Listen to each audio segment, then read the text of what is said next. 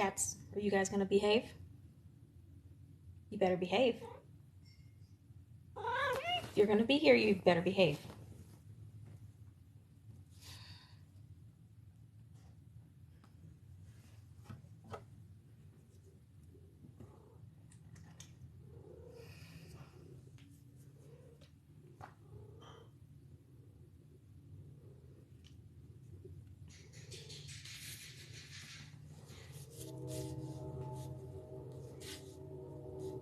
Hello. Good evening.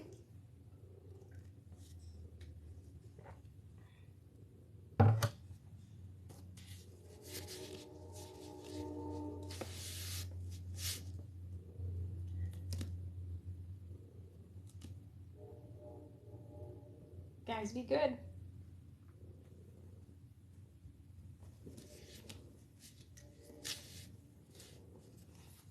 Hello, Froggy. Can you guys tell me if you can hear me okay?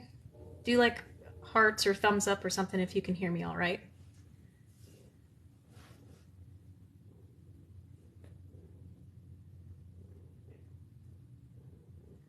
All right, cool, good, excellent. Hope everyone's having a good night so far. Happy Friday, everybody.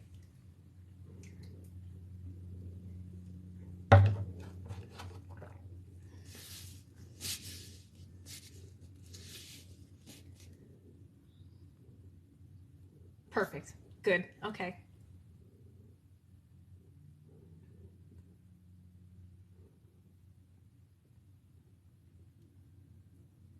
So last week, let's see.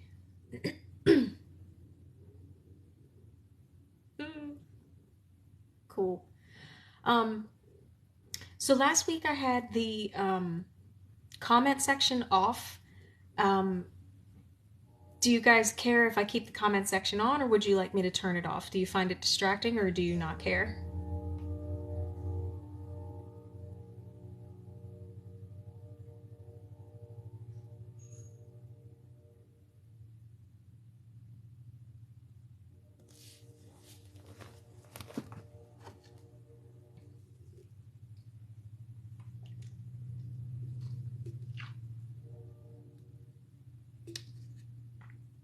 Okay. I mean, for me it doesn't much matter because I'm reading, so I just didn't want it to be distracting for you guys or anything like that.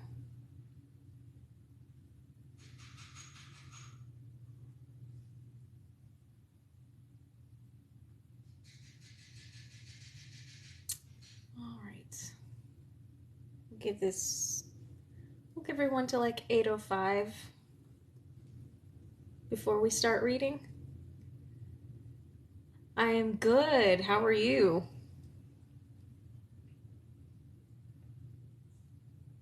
How many of you guys were here last week?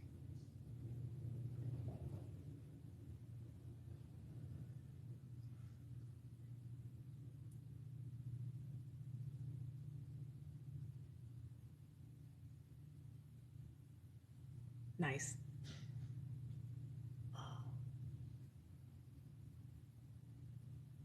Man, the wind is crazy here today. Are you guys dealing with any crazy wind? It's been nuts all afternoon.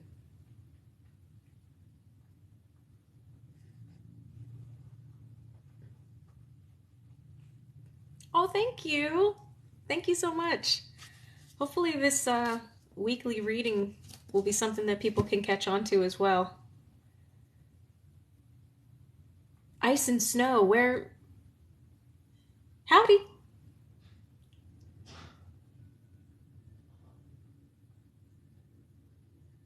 Sure, of course I can do one for you. Oh, okay. Michigan. That's just par for the course for this time of year, though, isn't it? Wisconsin. Oh my gosh.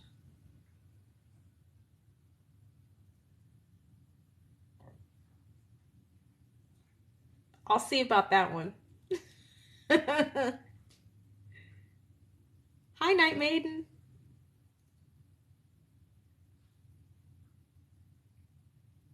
Ah, okay. Well, I probably wouldn't meet your dad unless he was down in the infernal department, but I'll see what I can do.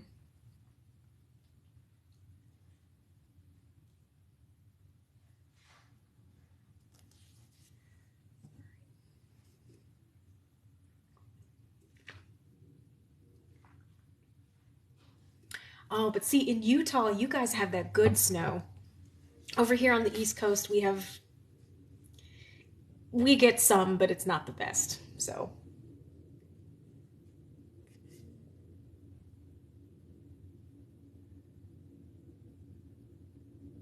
all right. So we'll give it about another minute.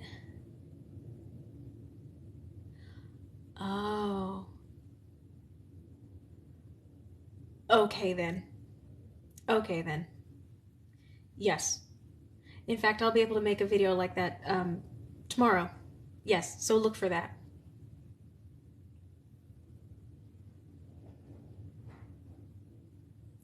In Idaho, good lord. I've never been to Idaho. There's a lot of states in the US that I haven't been to. Oh, honey. Oh, well hopefully some reading will cheer you up, you know? All right, guys. Well, it's 8:05.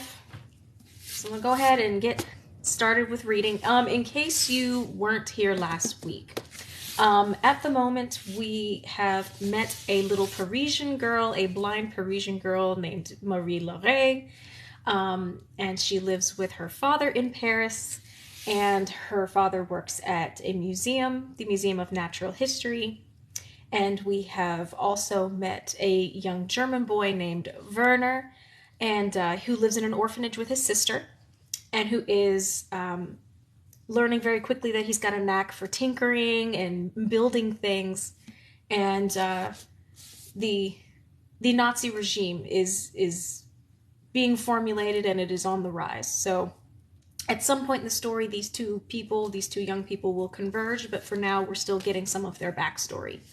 So without further ado, all right. Around the world in 80 days. 16 paces to the water fountain, 16 back. 42 to the stairwell, 42 back. Marie Laure draws maps in her head, unreels 100 yards of imaginary twine, and then turns and reels it back in. Botany smells like glue and blotter paper and pressed flowers. Paleontology smells like rock dust, bone dust. Biology smells like formalin and old fruit. It is loaded with heavy, cool jars in which float things that she has only had described for her. The pale, coiled ropes of rattlesnakes, the severed hands of gorillas. Entomology smells like mothballs and oil, a preservative that Dr. Jaffard explains is called naphthalene. Offices smell of carbon paper, or cigar smoke, or brandy, or perfume, or all four. She follows cables and pipes, railings and ropes, hedges and sidewalks. She startles people. She never knows if the lights are on. The children she meets brim with questions. Does it hurt to be blind? Do you shut your eyes to sleep? How do you know what time it is? It doesn't hurt, she explains. And there is no darkness, not the kind they imagine. Everything is composed of webs and lattices and upheavals of sound and texture. She walks a circle around the grand gallery, navigating between squeaking floorboards. She hears feet tramp up and down museum staircases, a toddler squeal, the groan of a weary grandmother lowering herself onto a bench. Color. That's another thing people don't expect. In her imagination, in her dreams, everything has color. The museum buildings are beige, chestnut, and hazel. Its scientists are lilac and lemon yellow and fox brown. Piano chords loll in the speaker of the wireless in the guard station, projecting rich blacks and complicated blues down the hall toward the key pound. Church bells send arcs of bronze careening off the windows. Bees are silver. Pigeons are ginger and auburn and occasionally golden. The huge cypress tree she and her father pass on their morning walk is shimmering a kaleidoscope, each needle a polygon of light.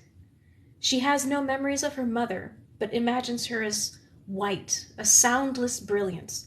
Her father radiates 1,000 colors: opal, strawberry red, deep russet, wild green, and smell like oil and metal, the feel of a lock, tumbler sliding home, the sound of his key rings chiming as he walks. He is an olive green when he talks to a department head, an escalating series of oranges when he speaks to Mademoiselle Fleury from the greenhouses, a bright red when he tries to cook. He glows sapphire when he sits over his workbench in the evenings, humming almost inaudibly as he works, the tip of his cigarette gleaming a prismatic blue. She gets lost. Secretaries or botanists, and once the director's assistant, bringing her back to the key pound. She is curious. She wants to know the difference between an algae and a lichen, a Diplodon carusus and a Diplodon dilantus. Famous men take her by the elbow and escort her through the gardens or guide her up stairwells. I have a daughter too, they'll say, or I found her among the hummingbirds. Tu m'excuses, her father says. He lights a cigarette. He plucks a key out of his pockets. What am I going to do with you, child? On her 9th birthday, when she wakes, she finds 2 gifts. The first is a wooden box with no opening she can detect. She turns it this way and that. It takes her a little while to realize one side is spring-loaded. She presses it and the box flips open. Inside waits a single cube of creamy camembert that she pops directly into her mouth. Too easy, her father says, laughing. The second gift is heavy, wrapped in paper and twine. Inside is a massive spiral-bound book, in Braille. They said it's for boys, or very adventurous girls. She can hear him smiling. She slides her fingertips across the embossed title page. Around the World in 80 Days. Papa, it's too expensive. That's for me to worry about, ma chère. That morning, Marie-Laure crawls beneath the counter of the key pound and lies on her stomach and sets all 10 fingertips in a line on a page. The French feels old-fashioned, the dots printed much closer together than she is used to, but after a week it becomes easy.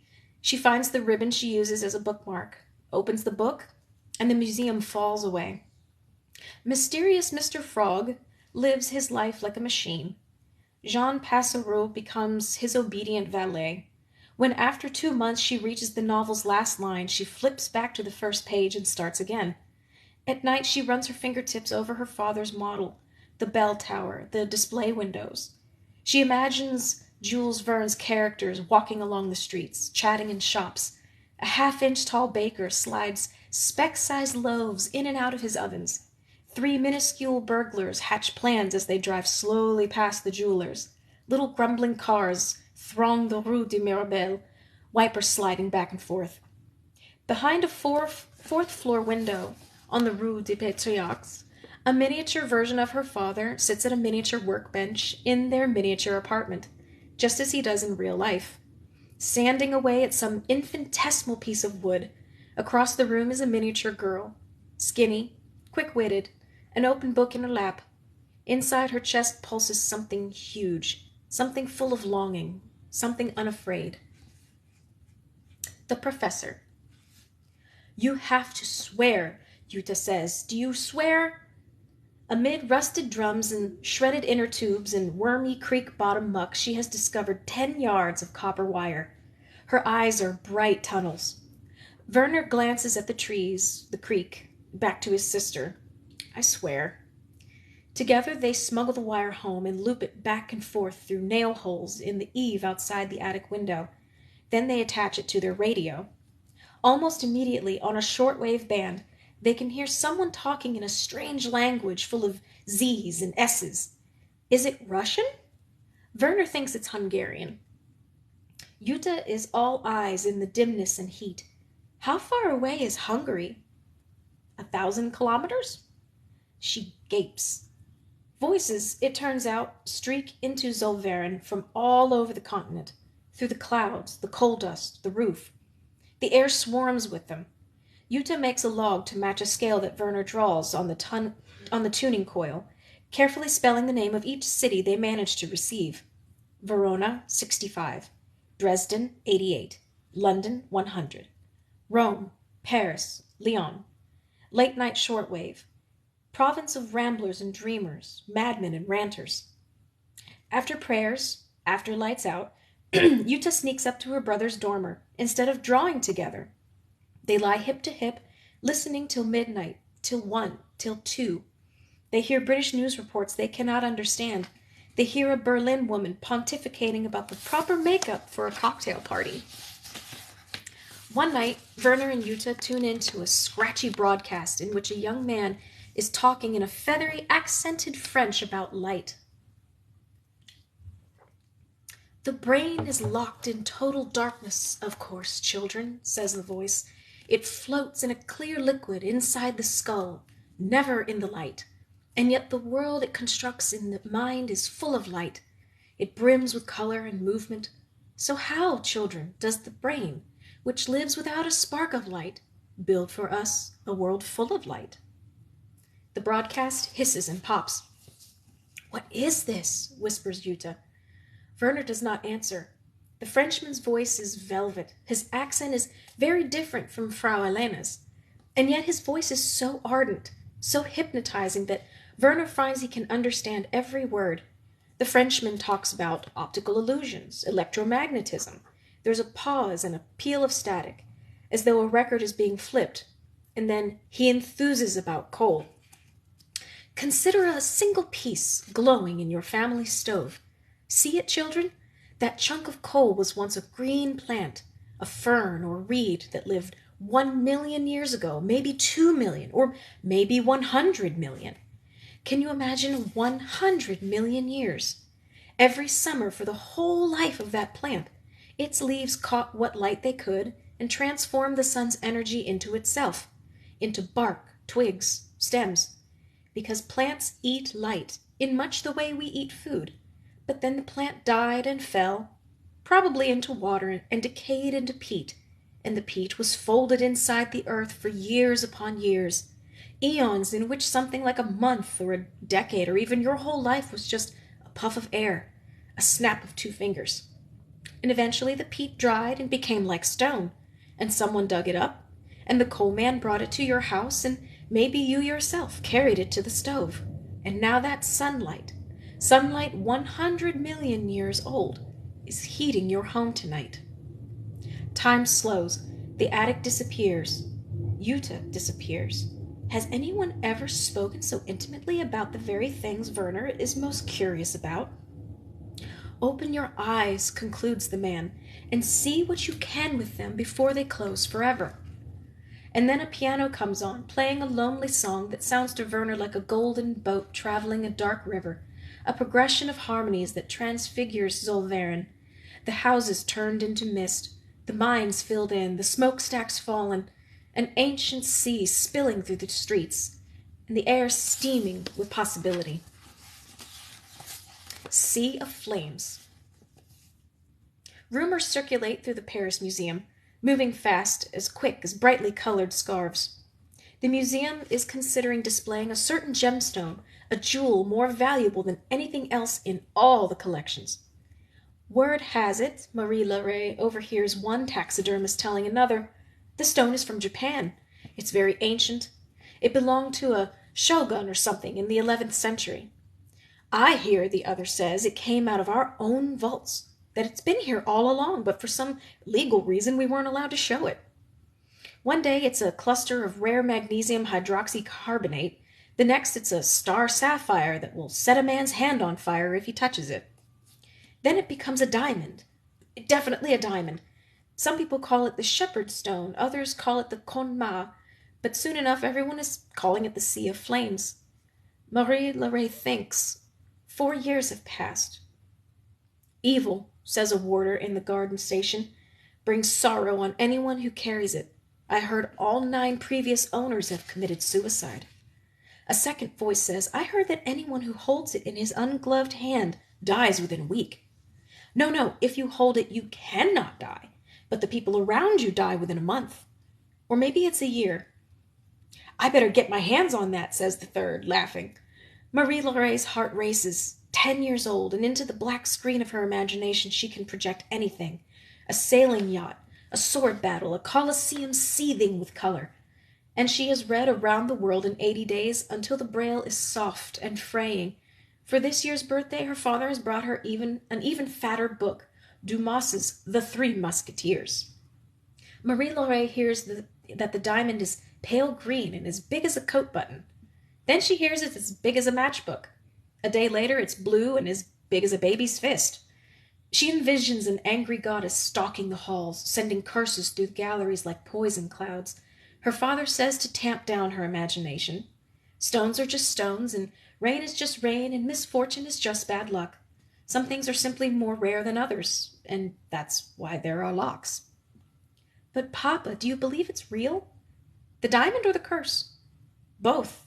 Either. They're just stories, Marie. And yet whenever anything goes wrong, the staff whispers that the diamond has caused it. The electricity fails for an hour, it's the diamond. A leaky pipe destroys an entire rack of pressed botanical samples. It's the diamond. When the director's wife slips on ice in the Palais de Vosges and breaks her wrist in 2 places, the museum gossip machine explodes. Around this time, Marie-Laure's father is summoned upstairs to the director's office. He's there for 2 hours. When else in her memory has her father been called to the director's office for a 2-hour meeting? Not once. Almost immediately afterward, her father begins working deep within the gallery of mineralogy. For weeks he wheels carts loaded with various pieces of equipment in and out of the key pound, working long after the museum has closed, and every night he returns to the key pound smelling of brazing alloy and sawdust. Each time she asks to accompany him, he demurs. It would be best, he says, if she stayed in the key pound with her braille workbooks, or upstairs in the mollusk laboratory. She pesters him at breakfast. You're building a special case to display that diamond, some kind of transparent safe. Her father lights a cigarette. Please get your book, Marie. Time to go. Dr. Jaffard's answers are hardly better. You know how all crystals grow, Laurette? By adding microscopic layers, a few thousand atoms every month, each atop the next. Millennia after millennia, that's how stories accumulate too. All the old stones accumulate stories. That little rock you're so curious about may have seen Alaric sack Rome. It may have glittered in the eyes of pharaohs. Scythian queens might have danced all night wearing it. Wars might have been fought over it. Papa says curses are only stories cooked up to deter thieves. He says there are 65 million specimens in this place, and if you have the right teacher, each can be as interesting as the last. Still, he says, certain things compel people. Pearls, for example, and sinistral shells with a left-handed opening. Even the best scientists feel the urge now and then to put something in a pocket. That something so small could be so beautiful, worth so much. Only the strongest people can turn away from feelings like that. They are quiet a moment. Marie-Laure says, I heard that the diamond is like a piece of light from the original world. Before it fell, a piece of light rained to earth from God. You want to know what it looks like. That's why you're so curious. She rolls a murex in her hands, holds it to her ear. 10,000 drawers, 10,000 whispers inside 10,000 shells. No, she says, I want to believe that Papa hasn't been anywhere near it. Open your eyes. Werner and Jutta find the Frenchman's broadcasts again and again, always around bedtime, always midway through some increasingly familiar script. Today, let's consider the whirling machinery, children, that must engage inside your head for you to scratch your eyebrow. They hear a program about sea creatures, another about the North Pole. Jutta likes one on magnets. Werner's favorite is one about light, eclipses and sundials, auroras and wavelengths. What do we call visible light? We call it color. But the electromagnetic spectrum runs to 0 in one direction and infinity in the other. So really, children, mathematically, all of light is invisible. Werner likes to crouch in his dormer and imagine radio waves like mile-long harp strings, bending and vibrating over Zollverein, flying through forests, through cities, through walls. At midnight, he and Yuta prowl the ionosphere, searching for that lavish, penetrating voice. When they find it, Werner feels as if he has been launched into a different existence, a secret place where great discoveries are possible, where an orphan from a coal town can solve some vital mystery hidden in the physical world. He and his sister mimic the Frenchman's experiments. They make speedboats out of matchsticks and magnets out of sewing needles. Why doesn't he say where he is, Werner? Maybe because he doesn't want us to know. He sounds rich and lonely. I bet he does these broadcasts from a huge mansion, as big as this whole colony, a house with 1,000 rooms and 1,000 servants. Werner smiles. Could be. The voice, the piano again. Perhaps it's Werner's imagination, but each time he hears one of the programs, the quality seems to degrade a bit more, the sound growing fainter, as though the Frenchman broadcasts from a ship that is slowly traveling farther away. As the weeks pass with Yuta asleep beside him, Werner looks out into the night sky and restlessness surges through him. Life, it's happening beyond the mills, beyond the gates. Out there are people chasing questions of great importance. He imagines himself as a tall, white-coated engineer striding into a laboratory. Cauldrons steam, machinery rumbles, complex charts paper the walls. He carries a lantern up a winding staircase to a star-lit observatory and looks through the eyepiece of a great telescope, its mouth pointed into the black. Can you guys hear that rumbling from my AC unit? Because if you can, I need to go shut my door.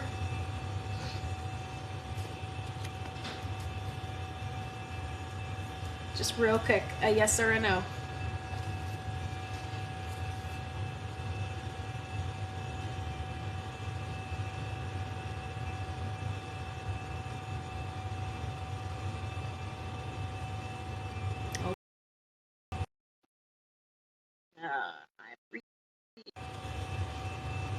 Okay, give me 1 second.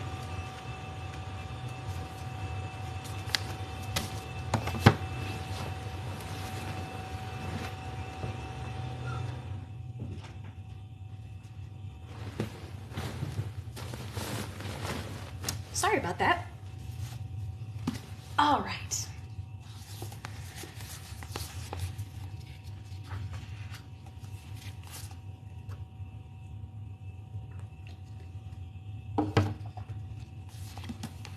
Fade. Maybe the old tour guide was off his rocker. Maybe the Sea of Flames never existed at all. Maybe curses aren't real. Maybe her father is right. Earth is all magma and continental crust and ocean, gravity and time. Stones are just stones, and rain is just rain, and misfortune is just bad luck. Her father returns to the Keep-Hound earlier in the evenings.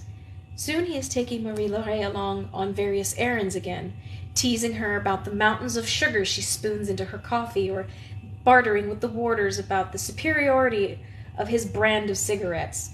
No dazzling new gemstones goes on exhibit. No plagues rain down upon the museum employees. Marie-Laure does not succumb to snakebite or tumble into a sewer or break her back. On the morning of her 11th birthday, she wakes to find 2 new packages where the sugar bowl should be. The first is a lacquered wooden cube constructed entirely from sliding panels. It takes 13 steps to open, and she discovers the sequence in under 5 minutes. "Good Christ," says her father, "you are a safecracker." Inside the cube, 2 Barnier bonbons. She unwraps both and puts them in her mouth at the same time. Inside the second package, a fat stack of pages with Braille on the cover. 20,000 leagues under the sea. The bookseller said it's in 2 parts, and this is the first. I thought that next year, if we keep saving, we can get the second. She begins that instant. The narrator, a famed marine biologist named Pierre Aronnax, works at the same museum as her father. Around the world, he learns, ships are being rammed one after another. After a scientific expedition to America, Aronnax ruminates over the true nature of the incidents. Are they caused by a moving reef, a gigantic horned narwhal, a mythical kraken? But I am letting myself be carried away by reveries which I must now put aside, writes Aronnax. Enough of these fantasies. All day Marie Laurée lies on her stomach and reads. Logic, reason, pure science. These, Aronnax insists, are the proper ways to pursue a mystery, not fables and fairy tales. Her fingers walk the tight-ropes of sentences. In her imagination, she walks the decks of the speedy two-funneled frigate called the Abraham Lincoln. She watches New York City recede. The forts of New Jersey salute her departure with cannons. Channel markers bob in the swells. A light ship with twin beacons glides past as America recedes. Ahead wait the great glittering prairies of the Atlantic. The Principles of Mechanics. A vice minister and his wife visit Children's House. Frau Elena says they are touring orphanages. Everyone washes, everyone behaves. Maybe, the children whisper, they are considering adopting. The oldest girls serve pumpernickel and goose liver on the house's last unchipped plates, while the portly vice minister and his severe-looking wife inspect the parlor like lords come to tour some distasteful gnomish cottage. When supper is ready, Werner sits at the boys' end of the table with a book in his lap. Jutta sits with the girls at the opposite end, her hair frizzed and snarled and bright white, so she looks as if she's been electrified. Bless us, O Lord, and these thy gifts. Frau Elena adds a second prayer for the vice minister's benefit. Everyone falls into eating. The children are nervous. Even Hans Schindler and Herbert Pomsel sit quietly in their brown shirts. The vice minister's wife sits so upright that it seems as if her spine is hewn from oak. Her husband says, and each of the children contributes. Certainly, Claudia, for instance, made the bread basket, and the twins prepared the livers.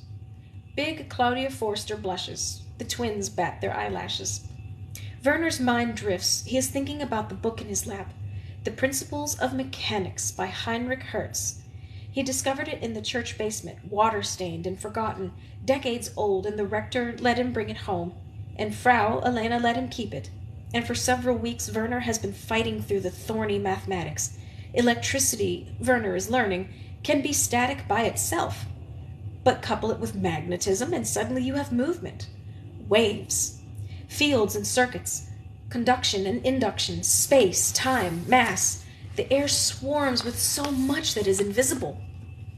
How he wishes he had eyes to see the ultraviolet, eyes to see the infrared, eyes to see radio waves crowding the darkening sky, flashing through the walls of the house. When he looks up, everyone is staring at him. Frau Elena's eyes are alarmed. "It's a book, sir," announces Hans Schlitzer. He tugs it out of Werner's lap. The volume is heavy enough that he needs both hands to hold it up.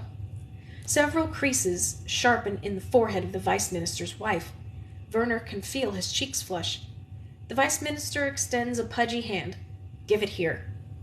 "Is it a Jew book?" says Herbert Pomsel. "It's a Jew book, isn't it?" Frau Elena looks as if she's about to speak, then thinks better of it. "Hertz was born in Hamsburg," says Werner. Jutta announces out of nowhere, "My brother is so quick at mathematics. He's quicker than every one of the schoolmasters. Someday he'll probably win a big prize. He says he'll go to Berlin and study under the great scientists." "Who be?" "I'm reading." The younger children gape. The oldest children snicker. Werner stares hard into his plate. The vice minister frowns as he turns pages. Oh, cat, come on. I'm sorry, guys. Give me 1 second. Let me kick the cats out of the room. Ugh. All right, go on. Get out. Go. No. You were... Nope. Go. Bye-bye. All right.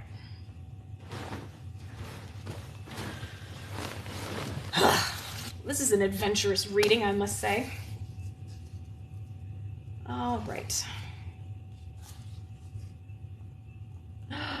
No, where did... let's see here. Here we go.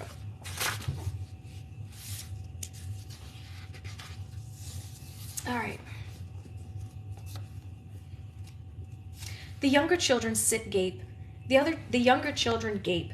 The oldest children snicker. Werner stares hard into his plate. The vice minister frowns as he turns pages.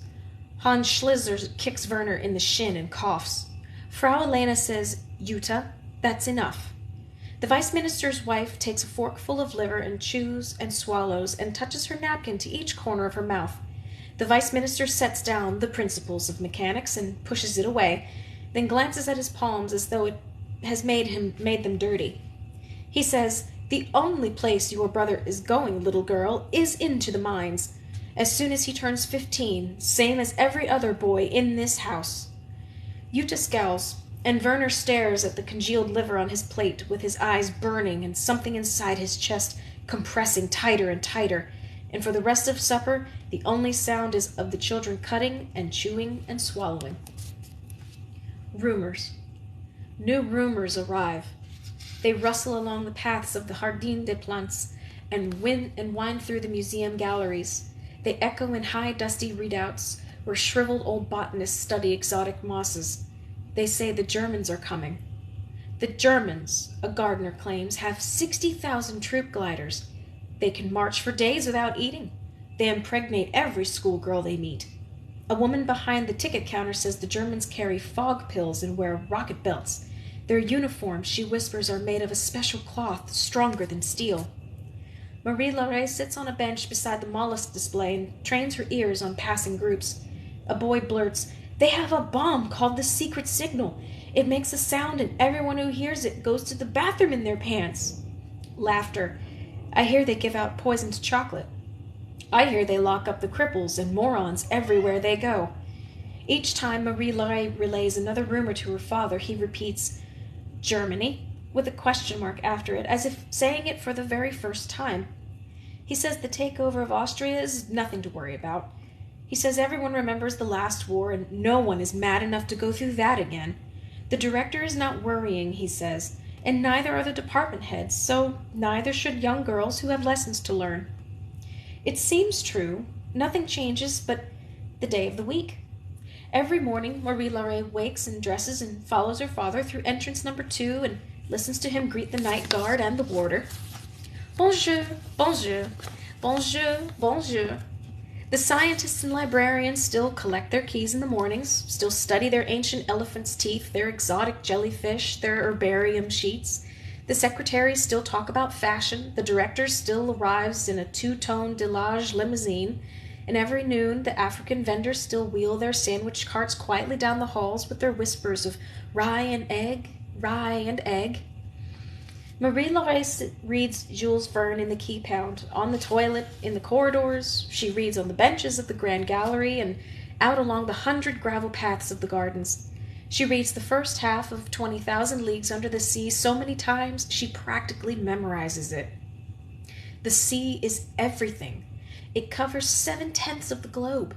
The sea is only a receptacle for all the prodigious supernatural things that exist inside it. It is only movement and love.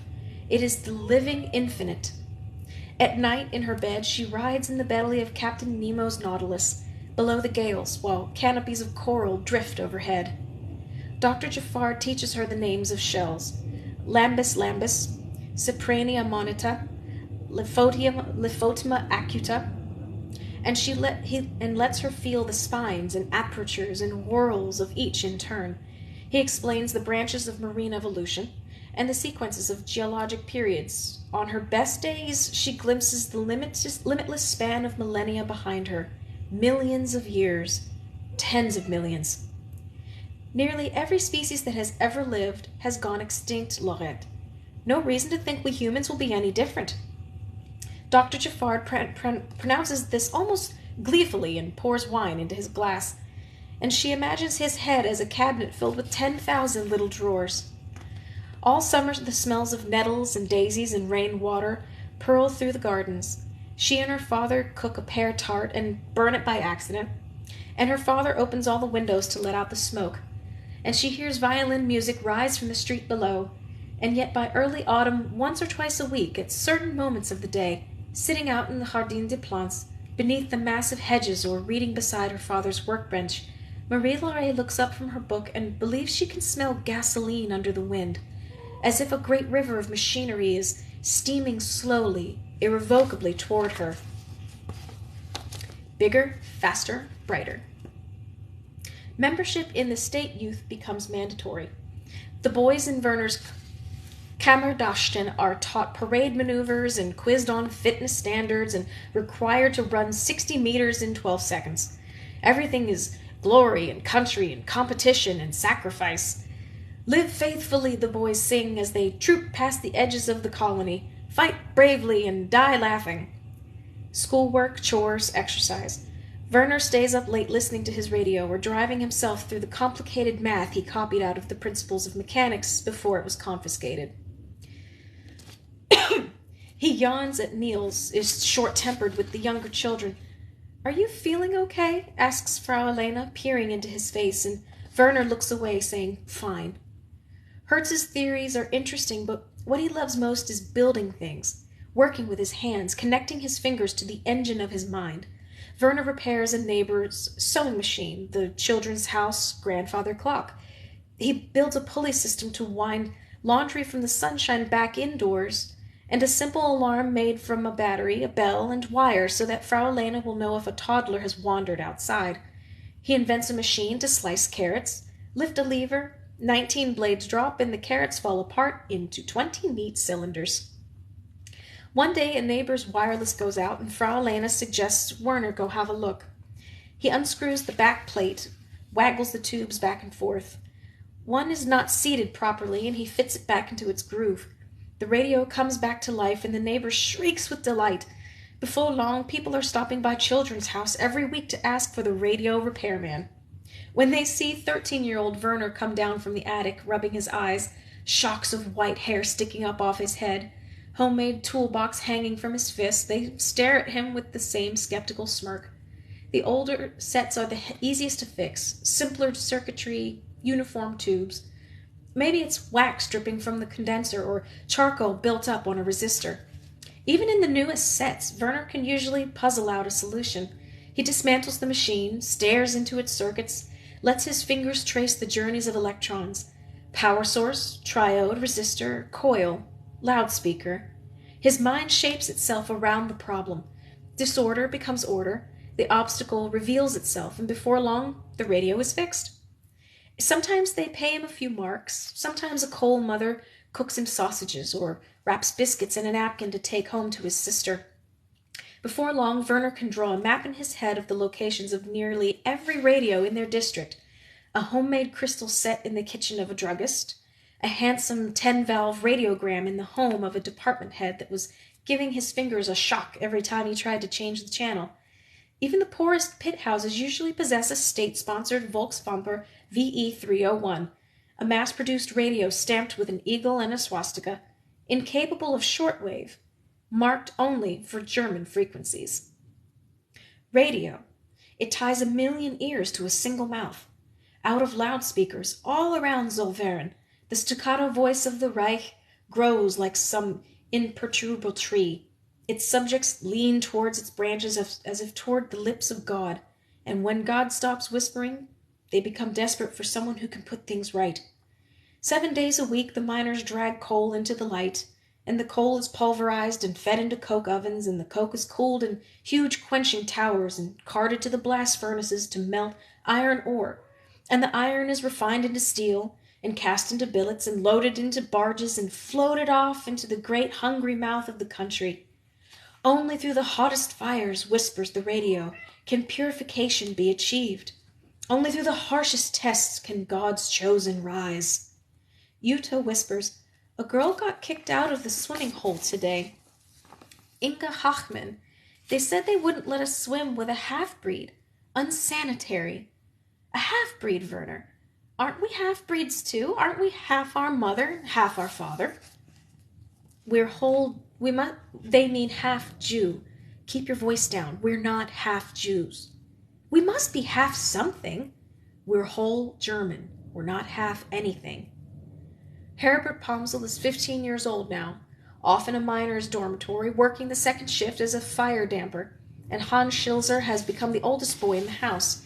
Hans does push-ups by the hundreds. He plans to attend a rally in Essen. There are fistfights in the alleys, rumors that Hans has set a car on fire. One night Werner hears him downstairs, shouting at Frau Elena. The front door slams. The children toss in their beds. Frau Elena paces the parlor, her slippers whispering left, whispering right. Coal cars grind past in the wet dark. Machinery hums in the distance. Pistons throbbing, belts turning, smoothly, madly. Mark of the Beast. November 1939.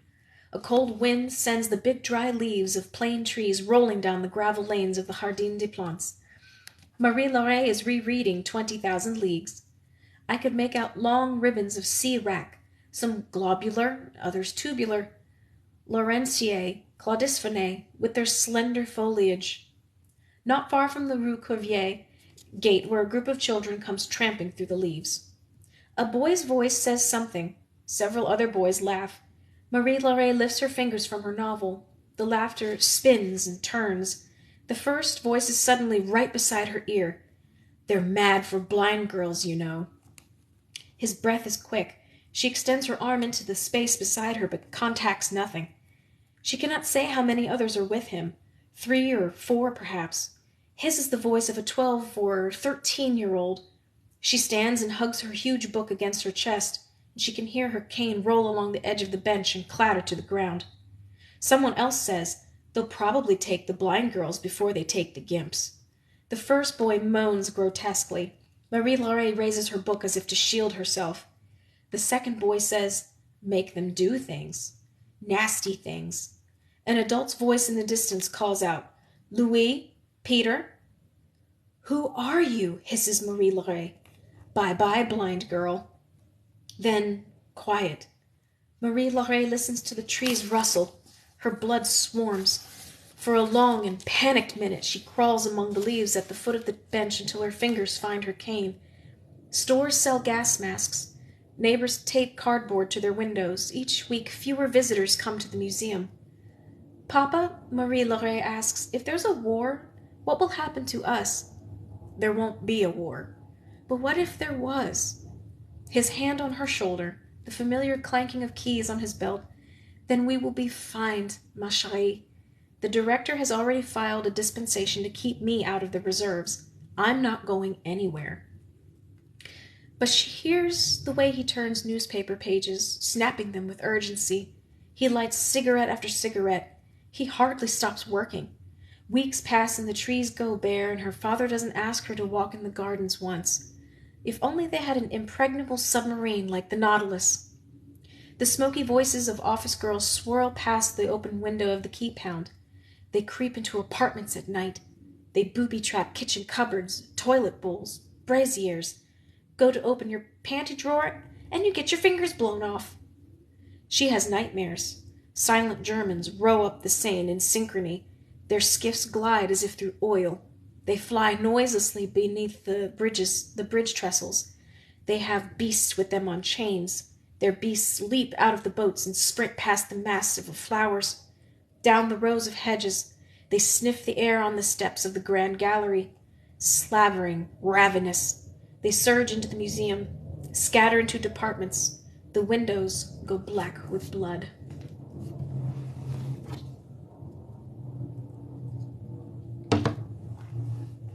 How we doing so far, everybody? Oh, the name of the book is All the Light We Cannot See. Hi, Julie. All right. Dear Professor, I don't know if you're getting these letters or if the radio station will forward this, or is there even a radio station? We haven't heard you in 2 months at least. Did you stop broadcasting, or maybe is the problem ours? There's a new radio transmitter in the Brandenburg called the Deutschlandsender 3. My brother says it's 330-something meters tall, the second tallest man-made construction in the world. It pushes basically everything else off the dial. Old Frau Strussmann, she's one of our neighbors, she says she can hear Deutschlandsender broadcast in her tooth fillings. My brother said it's possible if you have an antenna and a rectifier and something to serve as a speaker. He said you can use a section of wire fence to pick up radio signals, so maybe the silver in a tooth can too. I like to think about that. Don't you, Professor? Songs in your teeth. Frau Elena says we have to come straight home from school now. She says we're not Jews, but we're poor, and that's almost as dangerous. It's a criminal offense now to tune into a foreign broadcast. You can get hard labor for it. Things like breaking rocks 15 hours a day, or making nylon stockings, or going down in the pits.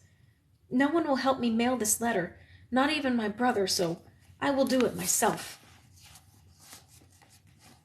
Good evening, or Heil Hitler, if you prefer. His 14th birthday arrives in May. It's 1940, and no one laughs at the Hitler Youth now. Frau Elena prepares a pudding, and Jutta wraps a piece of quartz in newspaper, and the twins, Hannah and Suzanne Gerlitz, march around the room impersonating soldiers. A 5-year-old, Rolf Hopfner, sits in the corner of the sofa, eyelids slipping heavily over his eyes. A new arrival, a baby girl, sits in Jutta's lap and gums her fingers. Out the window, beyond the curtains, the flame atop the haystack, high in the distance, flaps and shivers. The children sing and devour the pudding. Frau Elena says, "Time's up," and Werner switches off his receiver. Everyone prays. His whole body feels heavy as he carries the radio up to the dormer. In the alleys, 15-year-old boys are making their way toward mine elevators, queuing up with their helmets and lamps outside the gates. He tries to imagine their descent, sporadic and muted lights passing and receding, cables rattling, everyone quiet, sinking down to that permanent darkness where men claw at the earth with a half-mile of rock hunched on top of them. 1 more year. Then they'll give him a helmet and lamp and stuff him into a cage with the others. It has been months since he last heard the Frenchman on the shortwave, a year since he held that water-stained copy of the Principles of Mechanics. Not so long ago he let himself dream of Berlin and its great scientists, Fritz Haber, inventor of fertilizer, Hermann Staudinger, inventor of plastics, Hertz, who made the invisible visible. All great men doing great things out there. "I believe in you," Frau Elena used to say. "I think you'll do something great." Now in his nightmares he walks to the tunnels of the mines. The ceiling is smooth and black. Slabs of it descend over him as he treads. The walls splinter. He stoops, crawls. Soon he cannot raise his head, move his arms. The ceiling weighs 10 trillion tons. It gives off a permeating cold. It drives his nose into the floor. Just before he wakes, he feels a splintering at the back of his skull. Rainwater purls from cloud to roof to eave. Werner presses his forehead to the window of the dormer and peers through the drops. The roof below just one among a cluster of wet rooftops, hemmed in by the vast walls of the cokery and smelter and gasworks, the winding tower silhouetted against the sky, mine and mill running on and on, acre after acre, beyond his range of sight, to the villages, the cities, the ever-quickening, ever-expanding machine that is Germany, and 1,000,000 men ready to set down their lives for it. Good evening, he thinks, or Heil Hitler.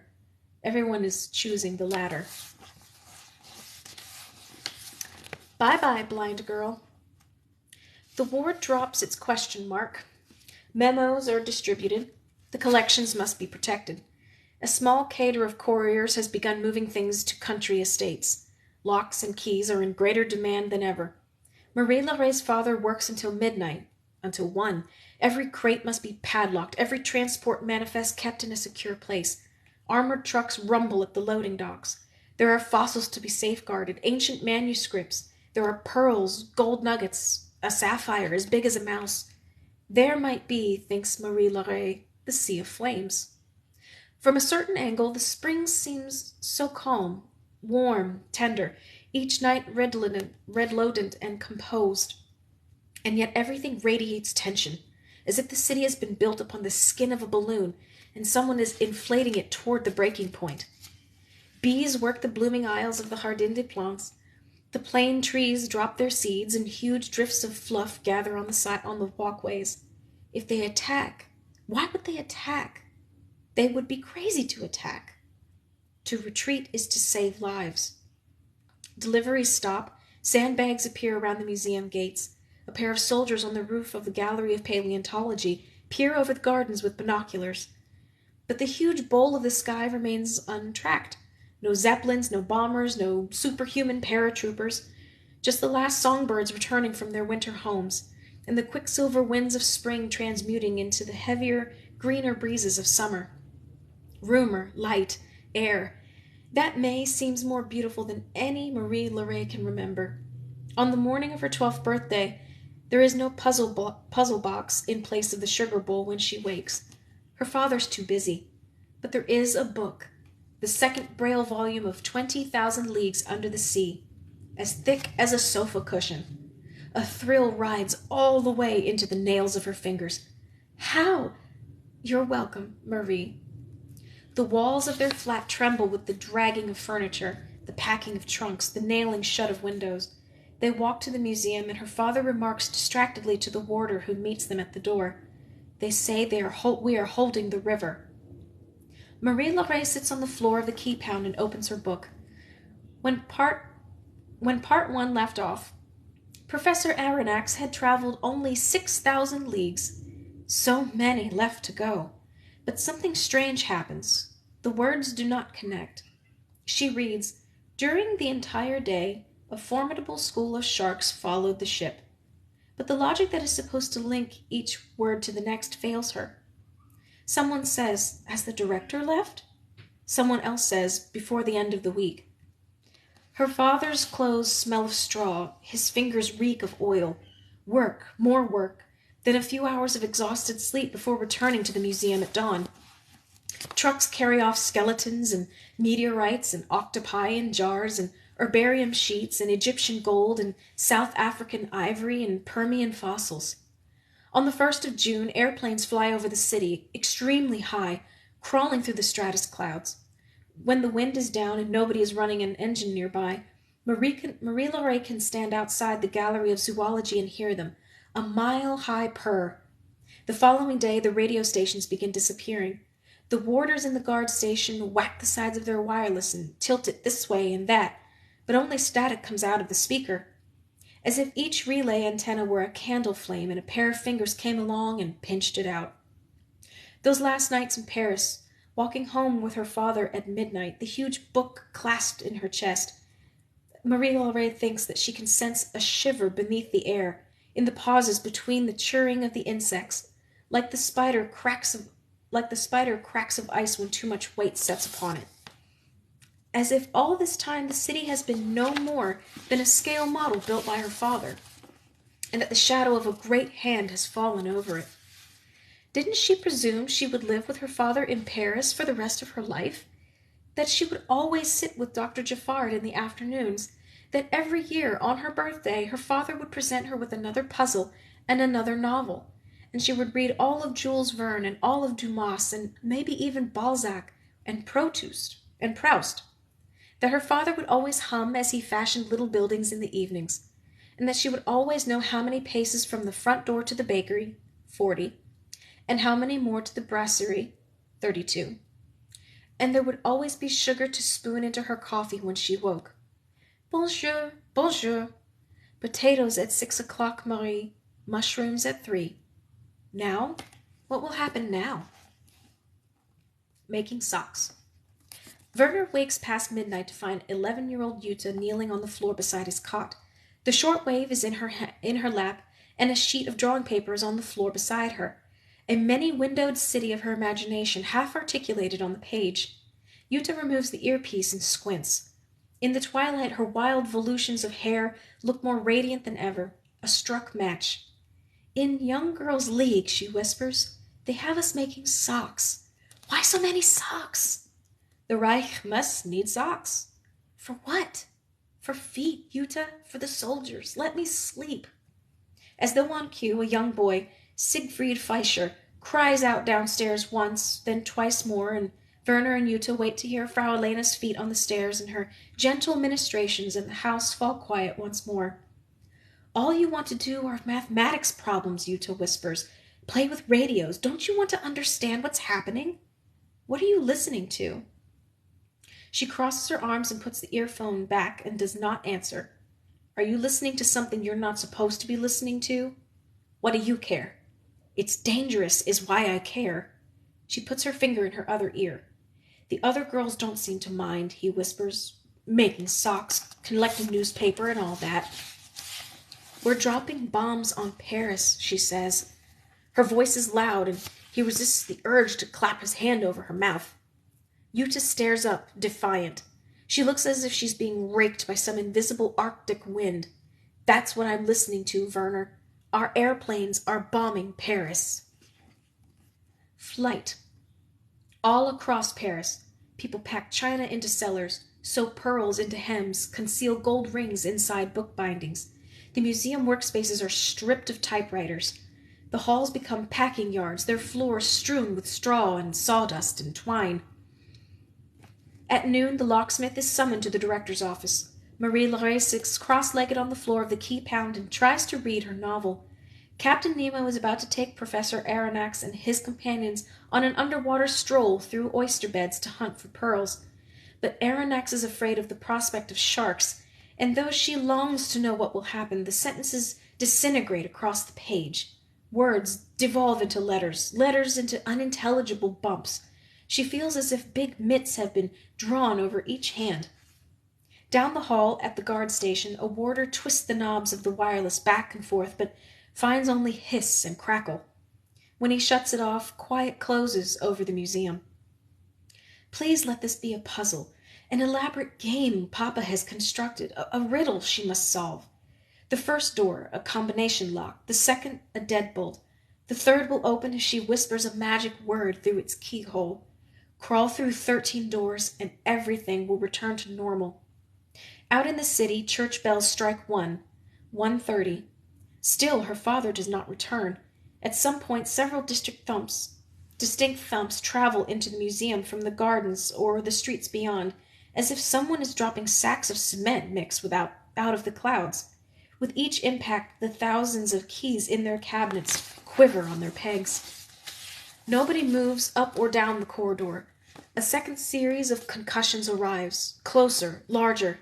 The keys chime and the floor creaks, and she thinks she can smell threads of dust cascading from the ceiling. Papa? Nothing. No warders, no janitors, no carpenters, no clop, clop, clop of a secretary's heels crossing the hall. They can march for days without eating. They impregnate every schoolgirl they meet. Hello? How quickly her voice is swallowed, how empty the halls sound. It terrifies her. A moment later they are clanking and footfalls, and her father's voice calls her name. Everything happens quickly. He drags open big, low drawers, and he jangles dozens of key rings. Papa, I heard... Hurry. My book. Better to leave it. It's too heavy. Leave my book? He pulls her out the door and locks the key pound. Outside, waves of panic seem to be traveling the rows of streets like tremors from an earthquake. Her father says, "Where is the watchman?" Voices near the curb. Soldiers. Marie-Laure's senses feel scrambled. Is that the rumble of airplanes? Is that the smell of smoke? Is someone speaking German? She can hear her father exchange a few words with a stranger and hand over some keys. Then they are moving past the gate onto the Rue Cuvier, brushing through what might be sandbags or silent police officers or something else newly planted in the middle of the sidewalk. 6 blocks, 38 storm drains. She counts them all. Because of the sheets of wood veneer her father has tacked over its windows, their apartment is stuffy and hot. This will take just a moment, Marie-Laure, then I'll explain. Her father shoves things into what might be his canvas rucksack. Food, she thinks, trying to identify everything by its sound. Coffee, cigarettes, bread? Something thumps again and the window panes tremble. Their dishes rattle in the cupboards. Automobile horns bleat. Marie-Laure goes to the model neighborhood and runs her fingers over the houses. Still there, still there, still there. Go to the toilet, Marie. I don't have to. It may be a while until you can go again. He buttons her into her winter overcoat, though it is the middle of June, and they bustle downstairs. On the Rue des Patriarches she hears a distant stamping, as though thousands of people are on the move. She walks beside her father with her cane telescoped in one fist, her other hand on his rucksack, everything disconnected from logic, as in nightmares. Right, left, between turns run along stretches of paving stones. Soon they are walking streets she is sure that she's never been on, streets beyond the boundaries of her father's model. Marie-Laure has long since lost count of her strides when they reach a crowd dense enough she can feel heat spilling off of it. It will be cooler on the train, Marie. The director has arranged tickets for us. Can we go in? The gates are locked. The crowd gives off a nauseating tension. I'm scared, Papa. Keep a hold of me. He leads her in a new direction. They cross a seething thoroughfare, then go up an alley that smells like a muddy ditch. Always there is the muted rattling of her father's tools inside his rucksack, and the distant and incessant honking of automobile horns. In a minute they find themselves amid another throng. Voices echo off a high wall. The smell of wet garments crowds her. Somewhere someone shouts names through a bullhorn. Where are we, Papa? Gare Saint-Lazare. A baby cries. She smells urine. Are there Germans, Papa? No, ma chérie. But soon? So they say. What will we do when they get here? We will be on a train by then. In the space to her right, a child screeches. A man with panic in his voice demands the crowd make way. A woman nearby moans, Sebastian? Sebastian? Over and over. Is it night yet? It's only now getting dark. Let's rest a moment and save our breath. Someone says the Second Army mauled, the Ninth cut off, France's best fleets wasted. Someone says we will be overrun. Trunks slide across tiles, and a little dog yaps, and a conductor blows his whistle, and some kind of big machinery coughs to a start and then dies. Marie-Laure tries to calm her stomach. But we have tickets, for God's sake, shouts someone behind her. There's a scuffle. Hysteria ripples through the crowd. What does it look like, Papa? What, Marie? The station. The night. She hears the sparkling of his lighter, the suck and flare of tobacco as he lights his cigarette. Let's see. The whole city is dark. No street lights. No lights in windows. There are projector lights moving through the sky now and then, looking for airplanes. There's a woman in a gown, and another carrying a stack of dishes. And the armies? There are no armies, Marie. His hand finds hers. Her fear settles slightly. Rain trickles through a downspout. What are we doing now, Papa? Hoping for a train. What is everybody else doing? They're hoping too.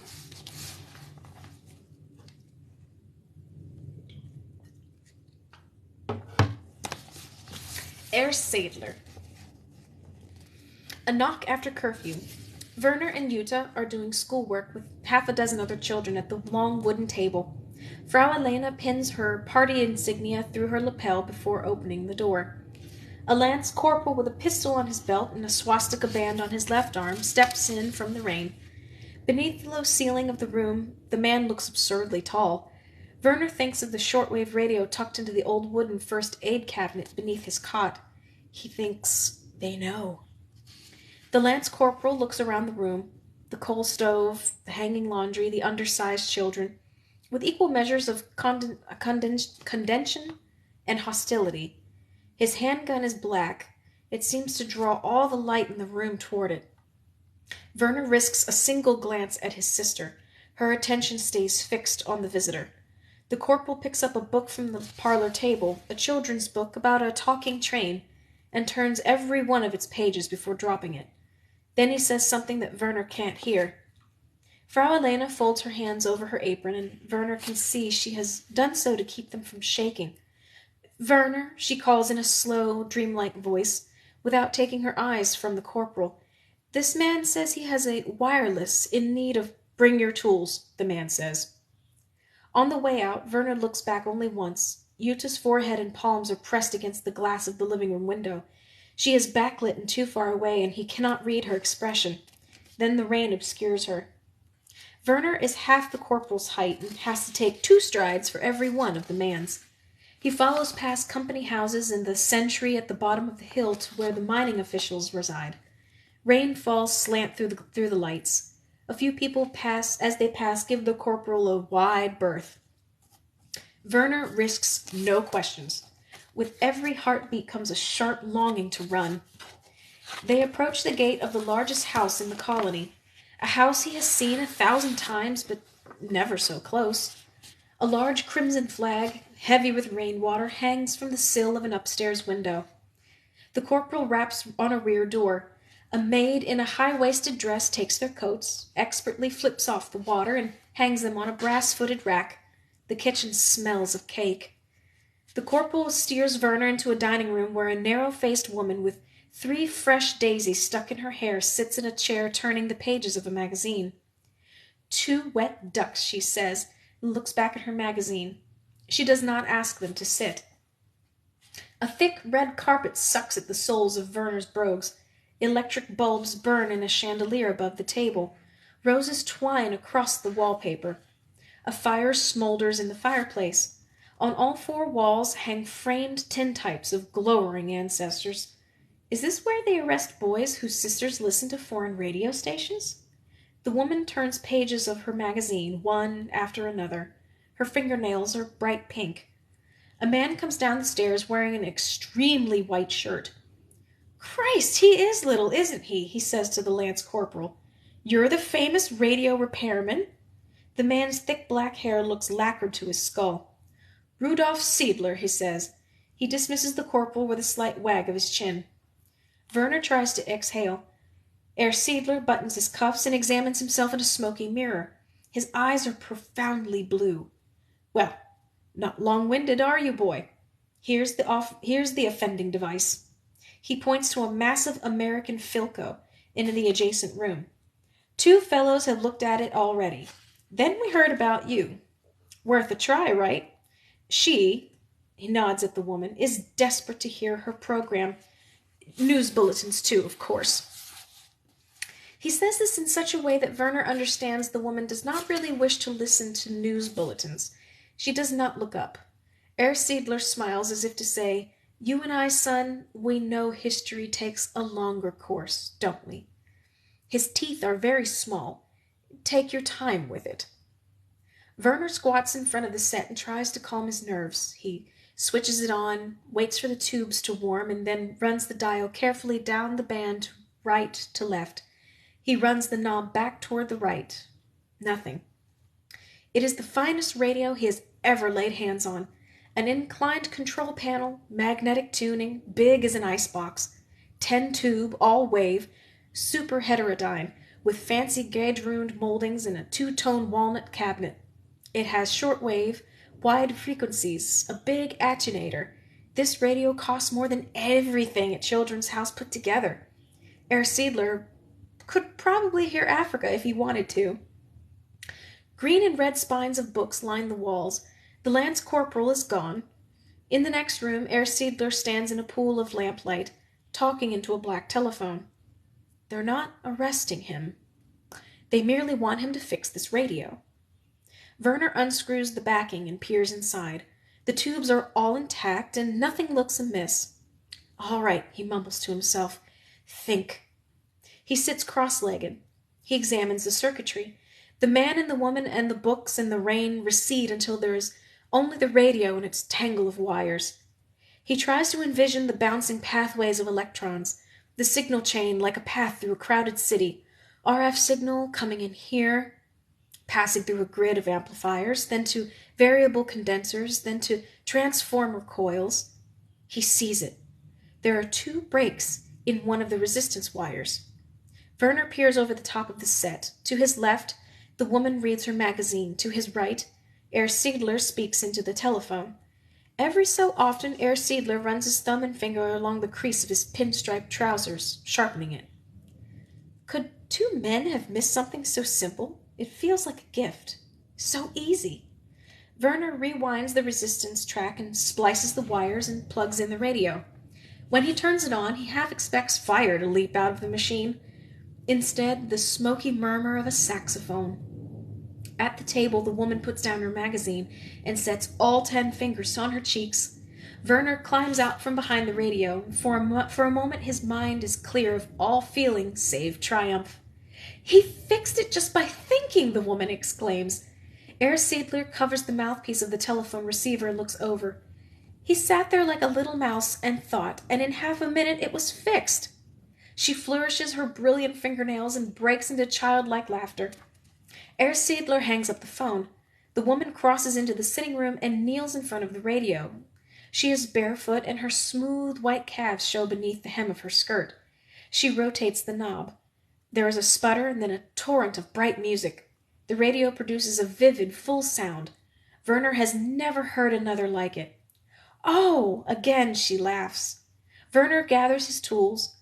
Herr Siedler stands in front of the radio and seems about to pat him on the head. Outstanding, he says. He ushers Werner into the dining table and calls for the maid to bring cake. Immediately it appears.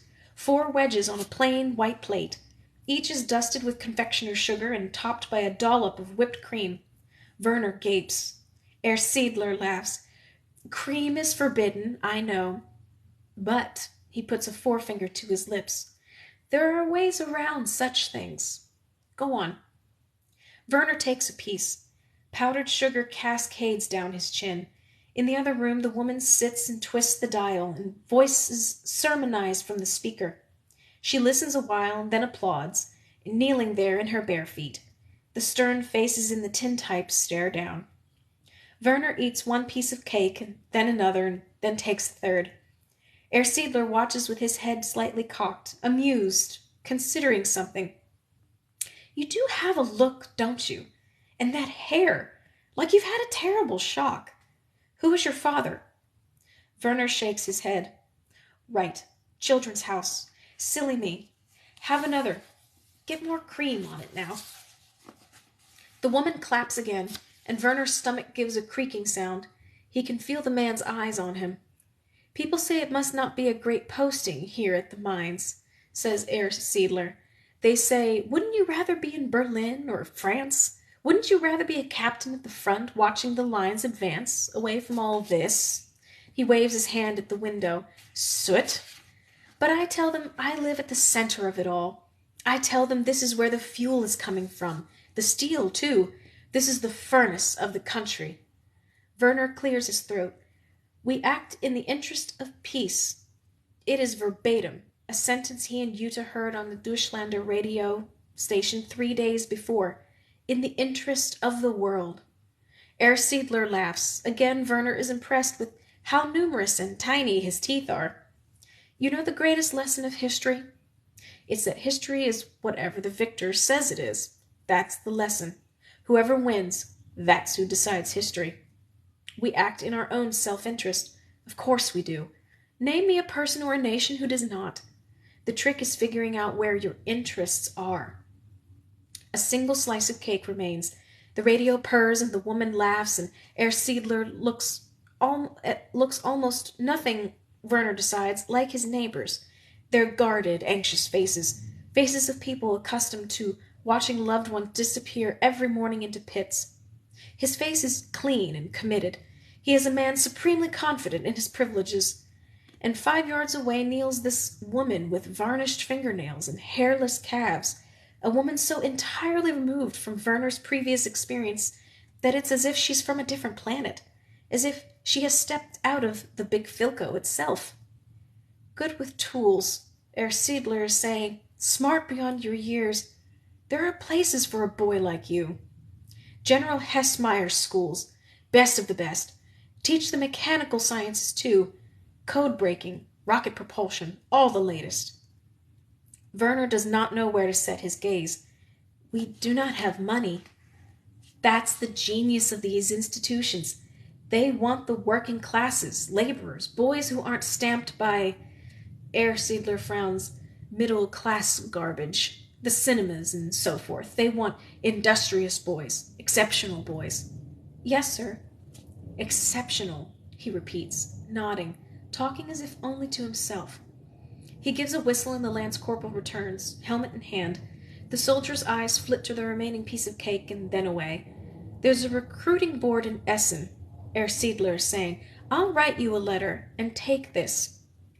He hands Werner 75 marks, and Werner tucks the bills into his pocket as quickly as he can. The corporal laughs. Looks like it burned his fingers. Herr Siedler's attention is somewhere else. I will send Hessmeyer a letter, he repeats. Good for us, good for you. We act in the interest of the world, eh? He winks. Then the corporal gives Werner a curfew pass and shows him out. Werner walks home oblivious to the rain, trying to absorb the immensity of what has happened. 9 herons stand like flowers in the canal beside the coking plant. A barge sounds its outcast horn, and coal cars trundle to and fro, and the regular thudding of the hauling machine reverberates through the gloom. At Children's House, everyone has been put to bed. Frau Lena sits just inside the entryway with a mountain of laundered stockings in her lap and the bottle of kitchen sherry between her feet.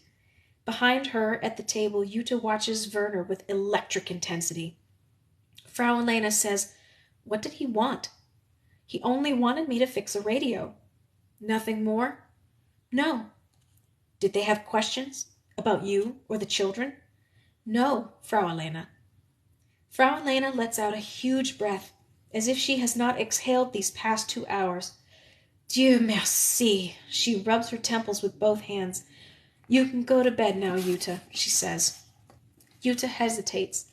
"I fixed it," says Werner. "That's a good boy, Werner."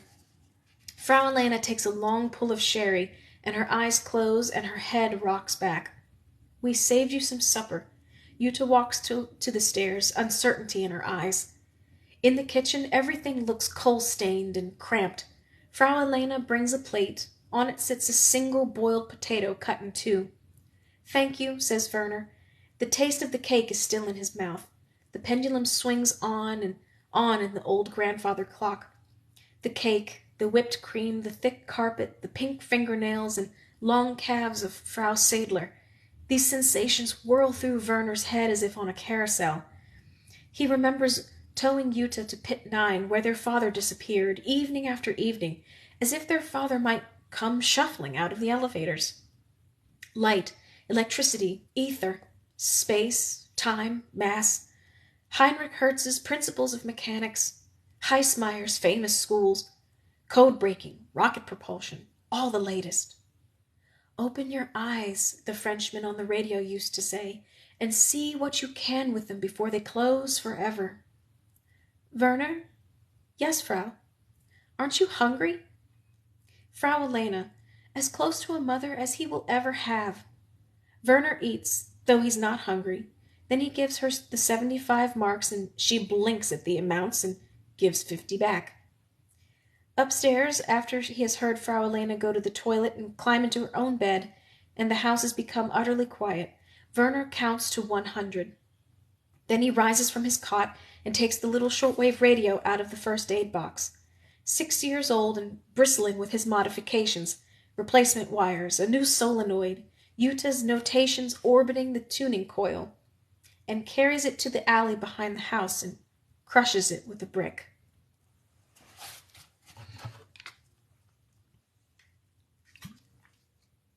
All right. Whew. That brings us to page 87.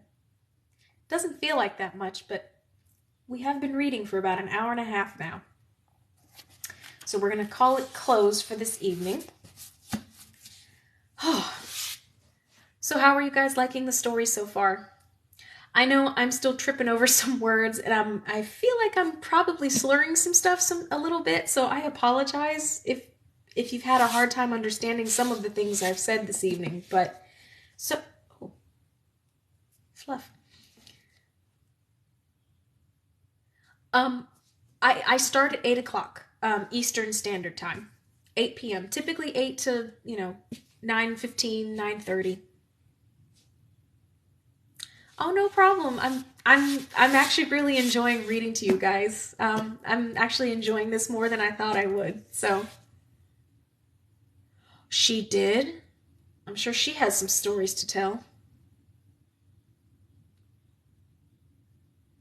Yeah, so it's going to be every Friday, from 8 to 9:30 perhaps. So yeah, we'll be doing this again next Friday, 8 to 9:30. I know. I wish there was more reading time too, but I can feel my eyeballs getting sticky. But let me put so I took the jacket off because it's hard to hold these things together. So if you guys have been interested in enjoying the book that I'm reading so far, this is what it looks like. So if you want to order it for yourself online, um, maybe get a copy of your own and you can read along with me while I'm reading. But it's All the Light We Cannot See by Anthony Doerr. I think I'm saying that right. I bet that was scary. I bet reading this from these kids' perspectives, how confusing and overwhelming war is. I can't imagine, and even now in our modern times, countries that are currently dealing with war, to have your life completely turned upside down like this is just incomprehensible to me. So, you're welcome. You're welcome. All right. So, thank you guys so much for joining me this evening and listening to me drone on and on in this reading this book to you guys. I hope you all have a wonderful weekend and a good night. I hope you all hydrate and get some good sleep. Maybe have some tasty bedtime snacks. And, look forward to my videos that I'll be putting out this week. And, before I forget, you all are going to be the first to know before I make a video about this. I am transferring all of my Nikki content to, so I will be making a video showing like my handle on the other app so you can find me. But it will be for pretty much anyone that you know that's not super comfortable being on TikTok but may still want to view my content. I'm going to be uploading all of my Nikki stuff to the other place. And I've actually got like 50 some videos on there now. So I've already started the process. I'm gonna try and tackle it this weekend. I'm gonna try and make it happen. So look for that, and I'll be making an announcement video about it probably tomorrow. So, but yeah, I hope you guys have a great night, and I will see you next time. Mwah! Bye.